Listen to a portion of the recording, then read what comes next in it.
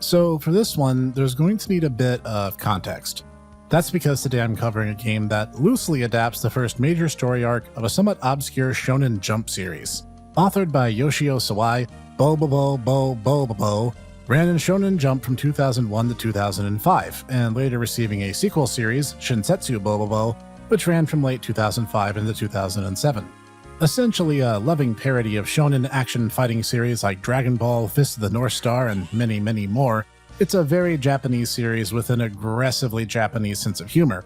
So when it was brought over with both manga and its 76-episode anime incarnation, the translation team had to get extremely creative to keep this series firmly in its gag-oriented, high-energy action comedy genre.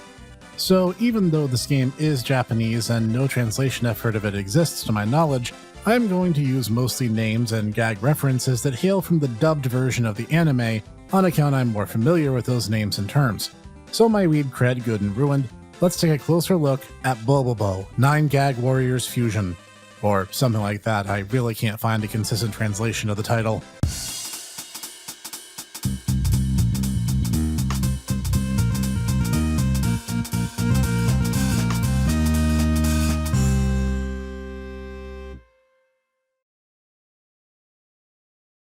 Greetings everyone, this is the hipster Snek, and today we're going to do our first Japanese-only game where even the text on screen will be the original Japanese. This is 2004's Game Boy Advance title, Bobobo, 9 Gag Warriors Fusion. Explaining who Bobobo is as a character is somewhat confusing and contradictory, let alone the greater storyline of this game and series. This will be an interesting challenge I will undertake for you all today. Plot first then. In the year 3000X, Tsar Bald III issued the Everybody Must Be Bald Edict and set up the Hare Hunts, causing legions of goons to swarm the innocent populace of the world in order to take from them their precious hair.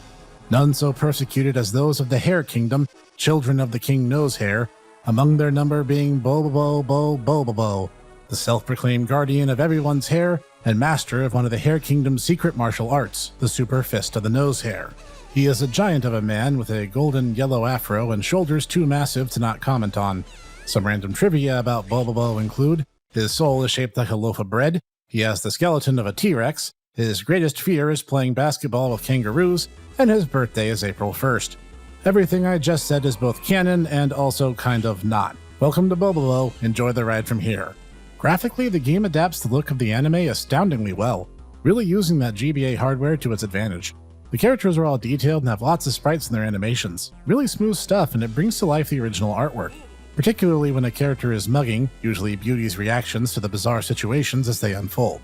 In fact, the facial animations are among my favorites in this game. They're all very expressive, and the game does a good job conveying everything the player needs to know, and the fans of the source material will delight in how many references the game makes, even to obscure enemies and one-off gags from throughout the first major story arc. The world is bright, vivid, full of detail, just as any anime-esque game should be. Audio-wise, the music stays primarily in an upbeat, jaunty, popish kind of theme. It's catchy and it works well as background music goes.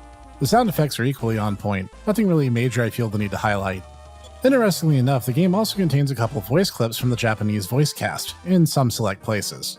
At the end of each battle, for instance, you'll hear one of your party members give a hearty Bobobo as it transitions back to the overworld.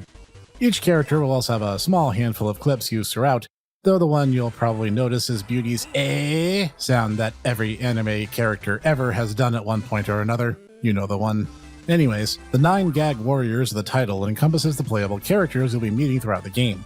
So I'll go over those real quick, as they're a huge aspect of the game for both returning fans and for building a strong frontline team. This game is an RPG, but it's not a terribly complex one. Every character only has 4 stats: HP, Strength, Defense, and Speed. Obviously, there's Bobobo, the titular hero, who has good stats in just about everything because he's Bobobo, but he's not alone on his journey for hair kind.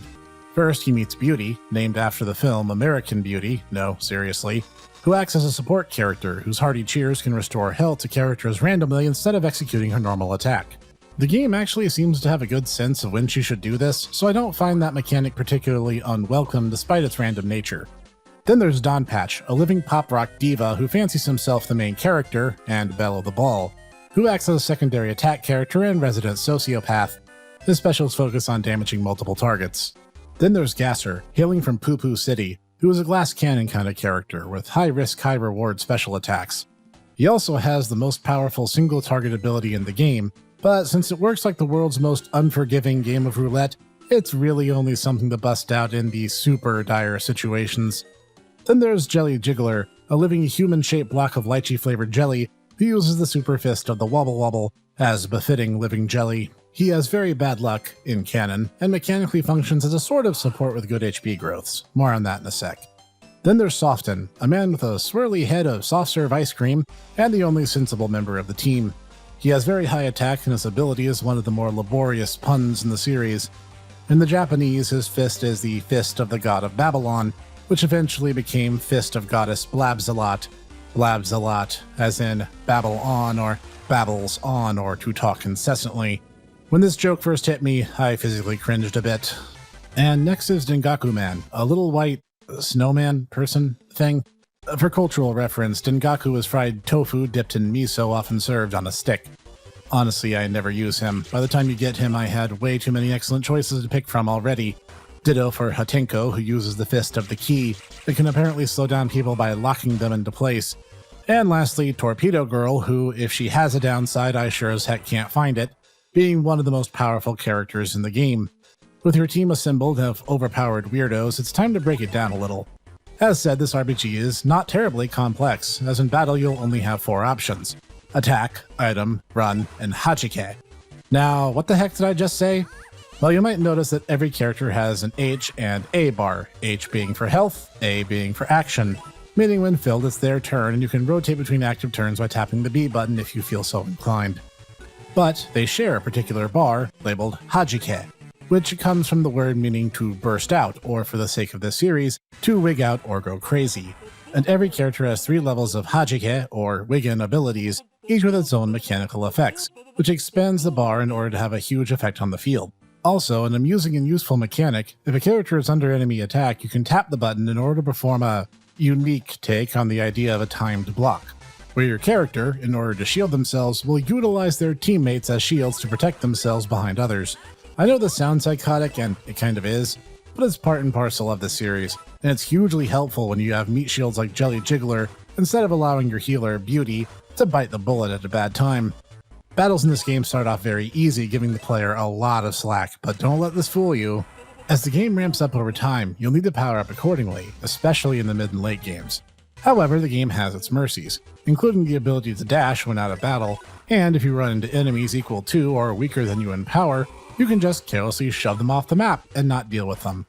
I wouldn't abuse this feature too much, however, for the reasons I just mentioned. And yes, the overworld map is broken up into 2D platformer and overhead camera segments where you move in 8 directions. In the latter case, you're free to explore around and find items like churros, or fish rolls in the original, for healing, or Don Patch keychains, which behave as the revival items, and more. For the platformer segments, you'll often be challenged to small puzzles, like when you enter the A block base at a theme park and must cross Ferris wheels in order to open the gate by activating a switch. But it never gets particularly unreasonable, and since you can control Bobobo just fine when he's dashing or in the air, he should not prove a realistic challenge at any point. And better yet, a lot of the slower bits of the series are removed, courtesy of the limited storage of the platform of choice for this title.